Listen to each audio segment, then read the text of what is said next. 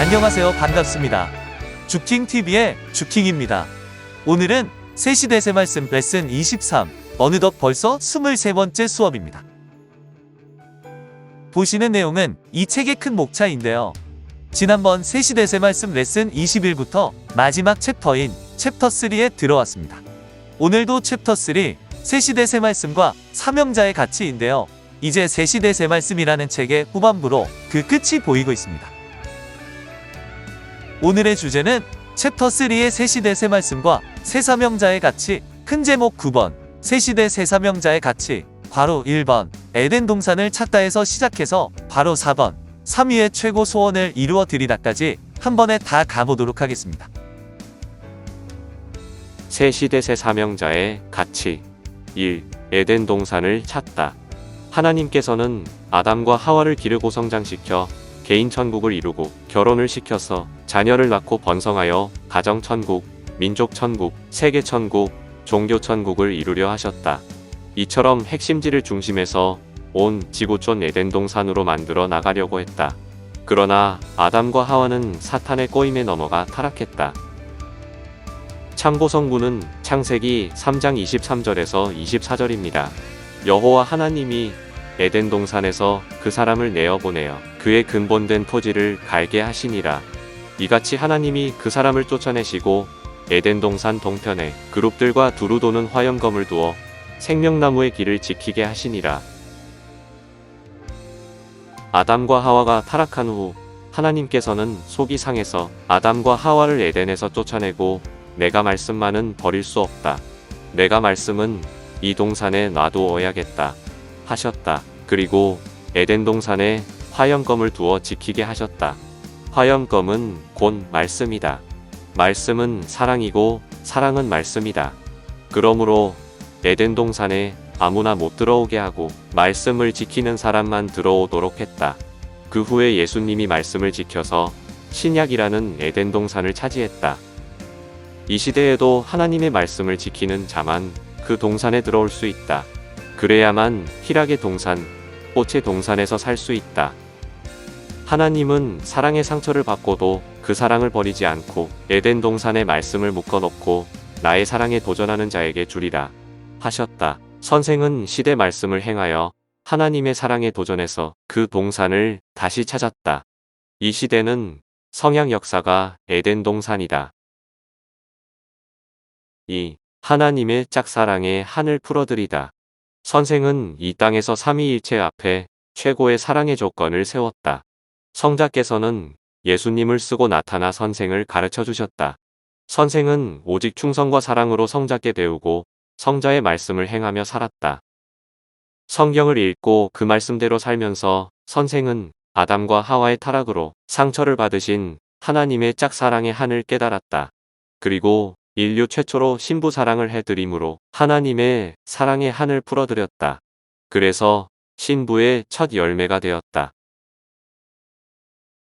참고성구는 고린도전서 15장 20절입니다.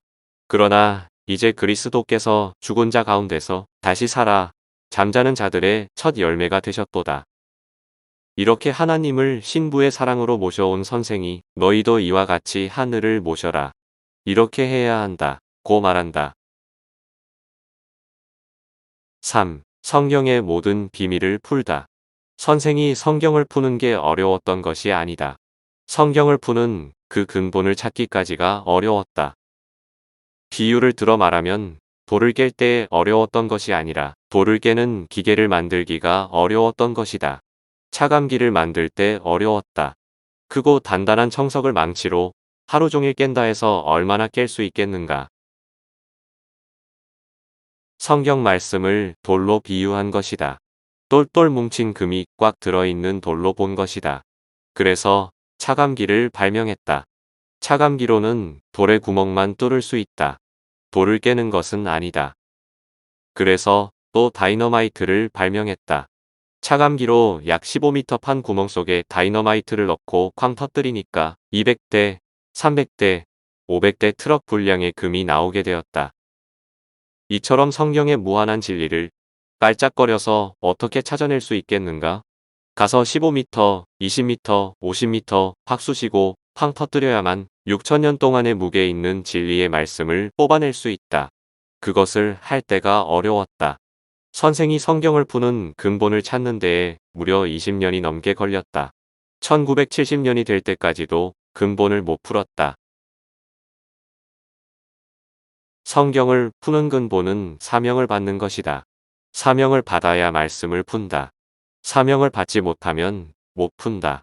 일개산도 국가로부터 결재를 받아 허가가 나야 개발하고 바위를 깨뜨려서 골재를 파낼 수 있다.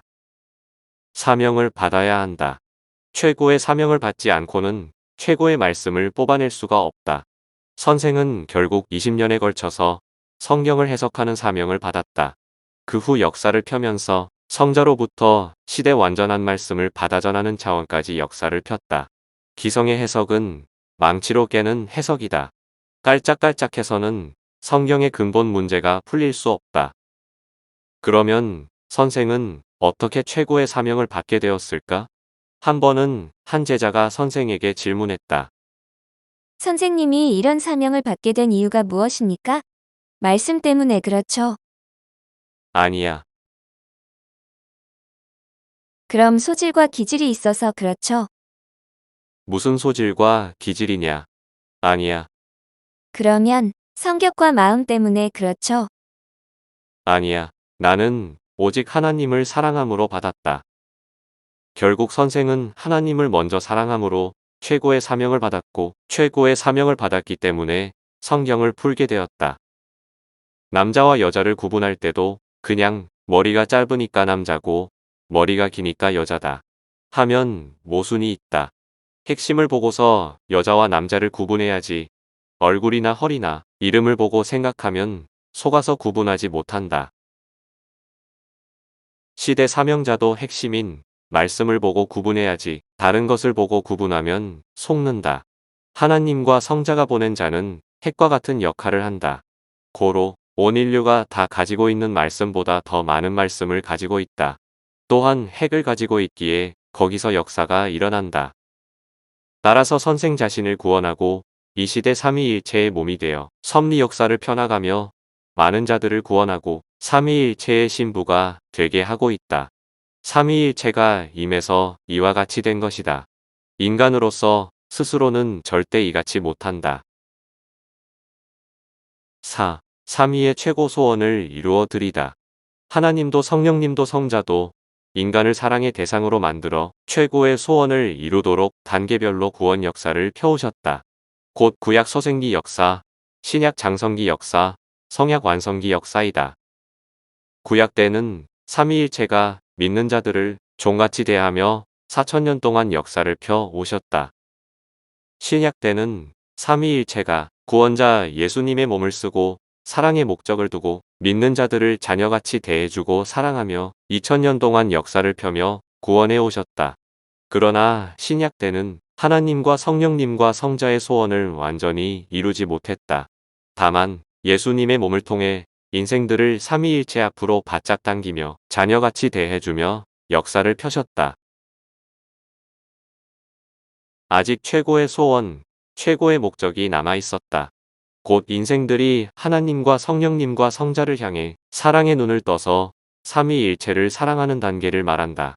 고로 이 세상에서 자녀급 주관권에서 예수님을 믿는 자들 중에서 하나님과 성령님과 성자를 최고로 사랑하여 삼위일체 앞에 인정받은 자 한 사람을 뽑았다. 그리고 그를 성삼위의 사랑의 대상으로 삼고 그를 시대에 세워 그를 통해 하나님의 사랑의 뜻을 이루며 삼위일체의 마지막 소원, 최고의 소원을 성취하는 역사를 펴신다. 이것이 곧 성약 신부급 천년 역사이며 그가 살아있는 당세에 이루는 휴거 역사이다. 휴거는 사랑의 역사이다.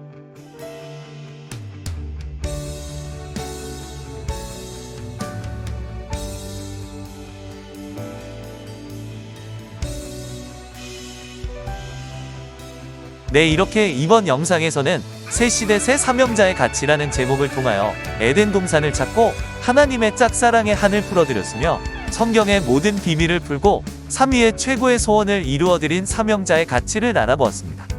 이번 영상에서도 핵심적인 구절 2개만 뽑아서 다시 한번 낭독해드리며 영상을 정리하도록 하겠습니다. 선생은 이 땅에서 삼위일체 앞에 최고의 사랑의 조건을 세웠다. 성자께서는 예수님을 쓰고 나타나 선생을 가르쳐 주셨다.